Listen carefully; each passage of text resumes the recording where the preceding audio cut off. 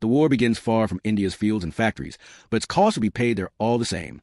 Long before sirens echo across London, before flames rise over European cities, the machinery of empire is already turning. Orders are written. Contracts are signed. Ships are scheduled. The front lines may be thousands of miles away, but the economic battlefield is closer than it appears. We are taught that Britain fought World War II with courage, unity, and sacrifice. The truth is darker. Britain fought the war with India's money, not borrowed openly, not requested honestly, taken through systems designed to look fair, while working in only one direction. As bombs fall on London, speeches promise defiance and survival. The language is moral. The tone is heroic. Yet beneath the rhetoric, something quieter unfolds. In offices lined with ledgers, in vaults far from the smoke, a different kind of war is being financed. India is not consulted as a partner. It is treated as a reservoir. Ships, uniforms, boots, rifles, food, steel, coal, cotton, rail services, medical supplies. Everything Britain needs is ordered from India at industrial scale. The empire moves fast. Production is redirected. Factories are repurposed. Railways run day and night. Payment is promised later, in a currency India cannot freely use. Sterling. On paper, it looks reasonable. On paper, it looks like trust. But paper is where empires hide power. Imagine an economy producing at full speed. Exports surge. Output rises. Goods leave ports in endless columns. Now imagine that economy, receiving no real payment in return. No dollars. No gold. No usable reserves. Only numbers written into accounts controlled elsewhere. Think about that. India is paid in promises held in London, promises that cannot be spent without permission. This is not a failure of logistics. It is design. It is not a temporary oversight. It is a system functioning exactly as intended. This is not a story of battlefield betrayal. No armies turn on each other. No flags are burned. This is a story of accounting power, of rules written by empires for empires, of leverage disguised as cooperation. The central question is simple and uncomfortable. Did Britain win a war by quietly bankrupting its most valuable colony? To understand how this happens, you have to step away from the front lines and into the structure of empire itself. Long before the war, India is already integrated into Britain's economic system.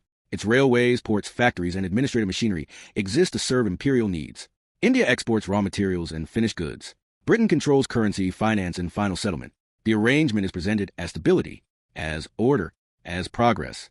But it also means that when crisis comes, control does not have to be seized. It is already in place. When war breaks out, Britain faces an immediate problem.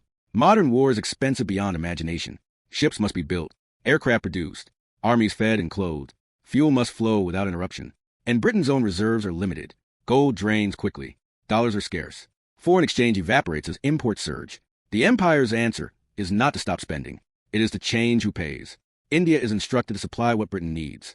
Payment will be settled later, through sterling balances, through credits that sit safely in London accounts. The language used is calm, technical, administrative. This is not framed as extraction. It is framed as wartime necessity, as shared sacrifice. But shared sacrifice requires shared control. India has none. The sterling it earns cannot be used to buy critical machinery abroad. It cannot stabilize prices at home. It cannot be converted without approval. It accumulates like water behind a dam, visible on paper, inaccessible in reality. Inside India, the effects are immediate, though rarely discussed in wartime headlines. As production is redirected toward exports, domestic supply tightens. Prices rise. Inflation creeps into daily life. Food moves outward while scarcity grows inward. Wages struggle to keep pace. The economy is working harder than ever, yet becoming weaker by the month.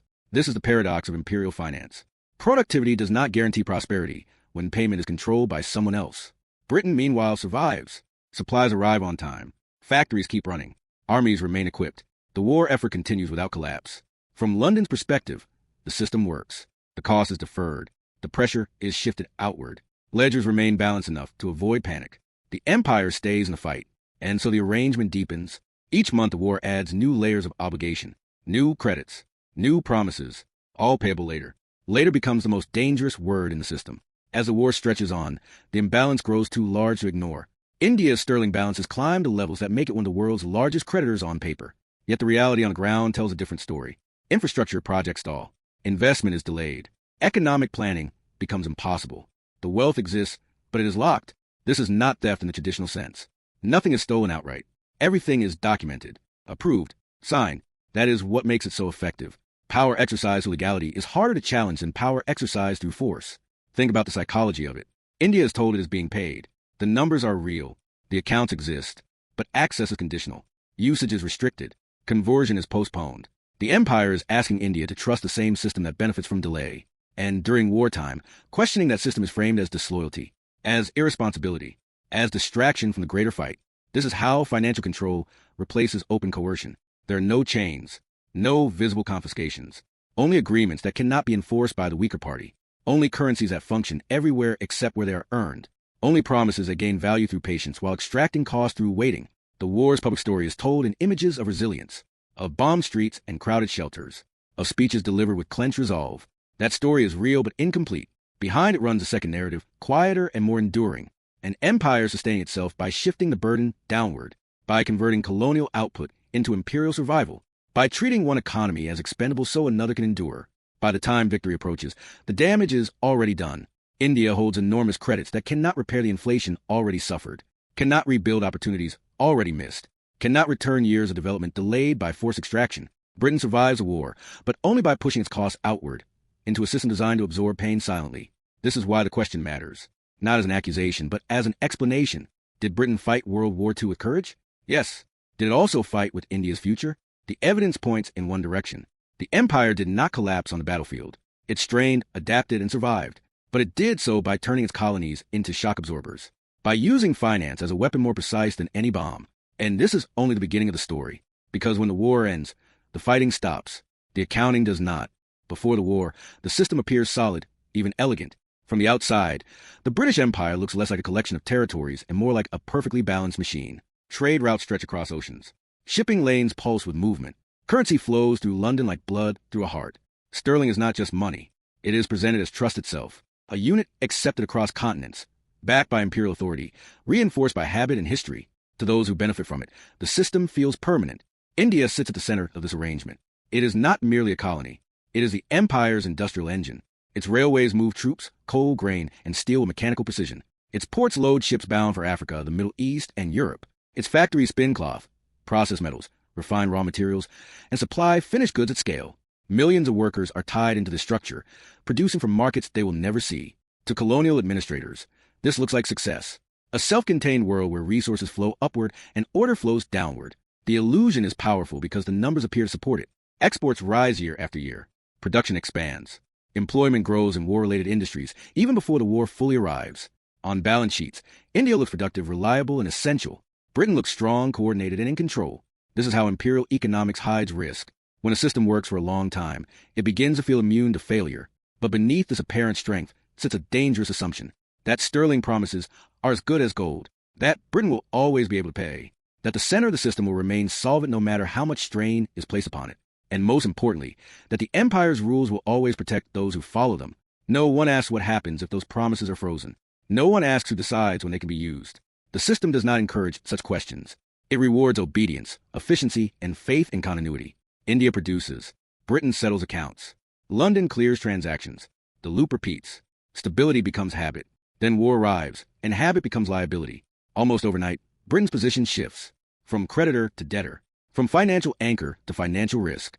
Modern war consumes resources at speed the old system was never designed to handle. Imports surge. Military production explodes. Britain's need for dollars and gold intensifies just as access to them tightens. The empire's financial center begins to strain, quietly at first, then visibly, yet the system does not break. It adapts. Instead of paying in scarce hard currency, Britain expands its use of sterling balances. India is instructed to continue supplying goods and services at full capacity. Payment is recorded in London-held accounts. On paper, nothing looks wrong. Credits are added. Ledgers remain orderly. The appearance of solvency is preserved. This is where the illusion of strength becomes most dangerous. Because the system still functions, it masks the transfer of risk. India absorbs the shock, while Britain preserves stability. The costs of war are not eliminated. They are relocated. Inside India, production accelerates. Railways are pushed to their limits. Factories run longer hours.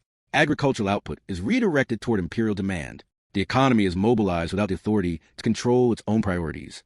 This is not partnership. It is coordination without consent. At first, the changes feel abstract. Numbers on paper. Adjustments in trade flows. But economics always becomes physical. Prices begin to rise as domestic supply tightens. Money chases fewer goods. Inflation creeps into markets and households. Wages lag behind costs. Everyday life grows more expensive, even as output reaches historic levels.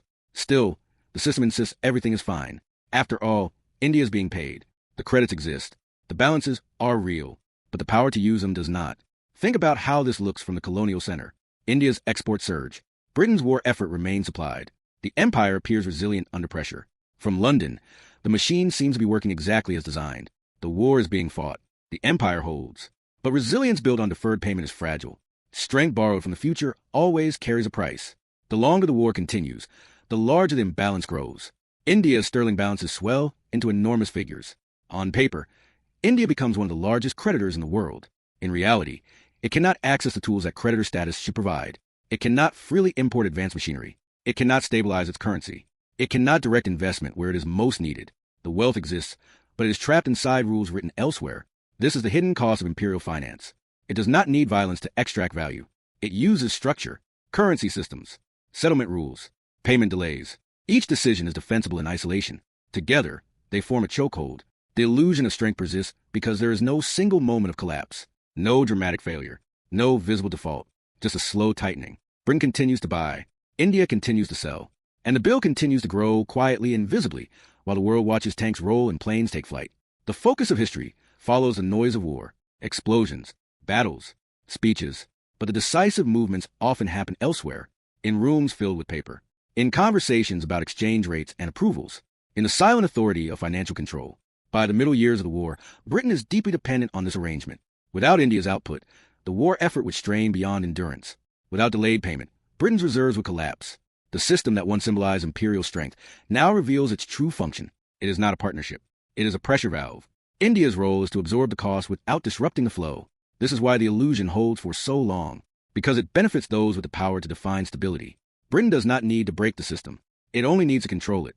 And control is easiest when it is invisible. From the outside, the empire still looks unstoppable. Ships still sail. Supplies still arrive. The war continues. But inside the machinery, stress fractures are forming. Economic distortions deepen. Trust erodes. And a fundamental truth begins to emerge. An empire that survives by postponing payment is not avoiding collapse. It is storing it. The war has not yet exposed the full consequences. That comes later. But the conditions are already set. India is producing at maximum capacity while losing control over its economic future. Britain is preserving its war effort by accumulating obligations it cannot truly honor. This is the moment when strength becomes illusion, when stability becomes performance, when the empire continues to function not because it is healthy, but because its weakest component is carrying the weight. And soon, that weight will become impossible to ignore. The crack appears not with an announcement, but with exhaustion. As the war drags on, Britain's reserves thin to a dangerous line. Gold drains away. Dollars become almost impossible to secure. The global system that once favored London now presses against it. Yet the demands of war do not slow. Armies still need to be fed. Ships still need fuel. Factories still need raw materials. Britain faces a choice that is never framed as a choice at all. It can either reduce its war effort or deepen its reliance on the one resource still fully under its control, India. The solution is elegant on paper and devastating in reality. Britain expands the use of sterling balances as a substitute for real payment. India continues to supply goods and services, but settlement is made almost entirely in credits held in London accounts. These credits are not cash. They are not convertible at will. They are promises to pay later, governed by rules Britain alone enforces. In the language of finance, this is efficient. In the language of power, it is extraction. These sterling credits cannot be used freely. They cannot purchase American machinery, which requires dollars. They cannot be deployed to stabilize India's economy. They cannot be spent without approval. They sit idle while the pressures of war ripple outward. This is the core mechanism of the sterling scandal. Britain converts immediate military survival into long-term colonial debt. The cost of war is not erased. It is displaced. Inside India, the consequences accelerate. Inflation is no longer a creeping presence. It becomes a defining feature of daily life. Prices climb as goods are redirected toward exports. Scarcity replaces abundance.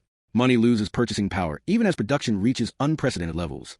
Workers are employed, factories are active, railways are crowded, yet households feel poorer with each passing month. This is not economic failure. It is economic distortion. Food becomes the most visible symbol of this distortion.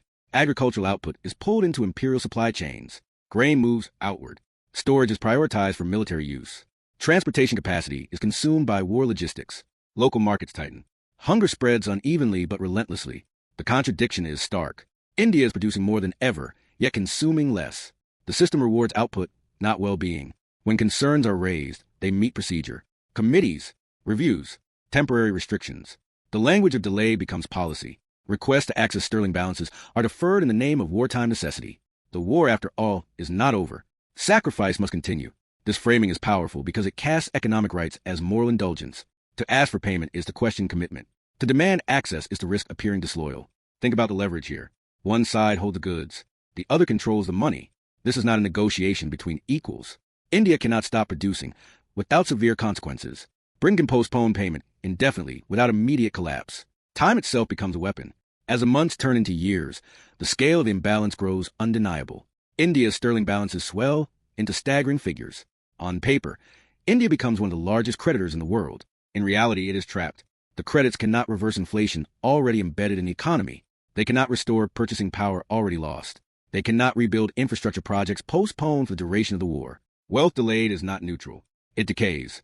Britain, meanwhile, continues to operate under extreme strain. The war consumes resources faster than they can be replenished. Without the sterling arrangement, Britain would face impossible choices. Imports would collapse. Military capacity would shrink. Domestic stability would fracture. The system survives because it pushes its limits outward. India absorbs the shock. This is a turning point, though it does not announce itself as one. There is no single decision, no dramatic confrontation, just an accumulation of imbalance that can no longer be unwound without consequence. Britain becomes dependent on a financial arrangement it cannot reverse. India becomes burdened by credits it cannot use. Both are locked into a structure that favors the present over the future. Victory in Europe approaches, and the contrast becomes sharper. Celebrations are planned. Reconstruction is discussed. The language shifts from survival to recovery. Yet for India, recovery is already compromised. Inflation has reshaped the economy. Investment has stalled. Development has been deferred year after year. The cost of war is not waiting in the future. It is already embedded in the present. This is what makes the sterling scandal more than an accounting dispute. It is a transformation of economic time. Britain borrows from India's future to pay for its present. The longer the war lasts, the deeper the borrowing goes. And because repayment is delayed, the damage compounds invisibly. When the war finally ends, the numbers remain. The credits still exist. But the conditions under which they were accumulated cannot be undone. The empire has survived, but the system that sustained it is exposed. Britain has won the war, while becoming one of the world's most indebted nations. India has contributed massively while being denied the tools of recovery. Think about that moment. Europe celebrates peace. Parades fill the streets. The war is over. Yet in India, the economic strain does not lift. The shortages do not vanish. The inflation does not reverse itself. The credits sit in London, large and immobile. Victory has arrived, but relief has not. This is the quiet violence of financial systems. They do not kill instantly. They constrain slowly. They reshape possibilities. A road not built. A factory not modernized. A generation forced to adjust the limits imposed years earlier. These are not dramatic losses, but they are permanent. The turning point, then, is not the end of the war. It is the realization that the structure cannot be unwound without collapse. Britain cannot release the sterling balances freely without risking its own financial stability. India cannot wait indefinitely without paying a growing price. The arrangement that once seemed temporary reveals itself as a trap. The empire survives a war, but it does so by hollowing out its foundation. The moral language of shared sacrifice cannot conceal the asymmetry any longer. One side chose the rules. The other bore the cost. This is where the story shifts from war to reckoning, from survival to consequence. Because when extraction replaces payment and delay replaces settlement, the end of conflict does not restore balance. It exposes how far it has been lost. The battlefield is quiet now. The ledgers are not. After the war, the illusion collapses slowly. Then all at once, the guns fall silent. The front lines dissolve. Europe turns toward rebuilding. But the financial architecture that sustained the war does not reset with peace. It remains in place, strained and exposed. Britain emerges victorious, yet economically exhausted. Its cities are damaged. Its industries are worn down. Its foreign reserves are dangerously thin. The empire that once anchored global finance now struggles to meet its own obligations. And at the center of that struggle sits India's frozen wealth. India demands access to its sterling balances. On paper, the request is reasonable. The credits were earned. The goods were delivered. The war is over. Payment is due. But Britain cannot comply without consequences.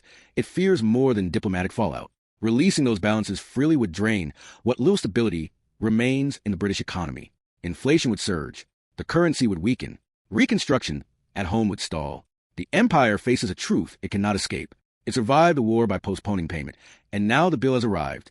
Negotiations begin, but they move slowly. Every release is conditional. Every conversion is partial. Every agreement is framed as temporary. Britain does not deny the debt. It manages it. It stretches time. It spreads repayment across years while insisting on controls that protect its own recovery first. For India, the damage is already done. Inflation has reshaped the economy. Scarcity has altered consumption. Delayed investment has narrowed future options. Money received too late does not undo losses already absorbed.